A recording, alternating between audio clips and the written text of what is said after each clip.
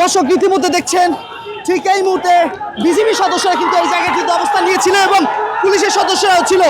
তাদেরকে ভেদ করে কিন্তু ইতিমধ্যে জগন্নাথের শিক্ষার্থীরা তারা এগিয়ে চলছে যমুনার অভিমুখে এবং একের পর এক যে কয়টি আমরা ব্যারিকেড দেখতে পেয়েছি সবগুলো অতিক্রম করে ইতিমধ্যে কিন্তু তারা ছুটে চলছে যমুনার অভিমুখে। এবং আমরা দেখতে পাচ্ছি এখানে বিজিবি সদস্য থেকে পুলিশ সদস্যরা কিন্তু এখানে রয়েছেন।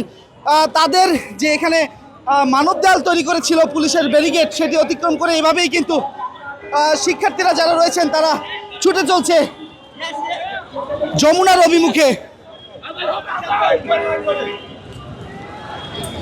এবং আমরা দেখতে পেয়েছি সেই সকাল 11টায় কিন্তু তারা জগন্নাথ বিশ্ববিদ্যালয় থেকে তাদের এই লং মার্চ কর্মসূচি সেটি কিন্তু শুরু হয়েছে এবং সেই লং মার্চ কর্মসূচি ইতিমধ্যে কয়েকটি পুলিশের ব্যারিকেড অতিক্রম করে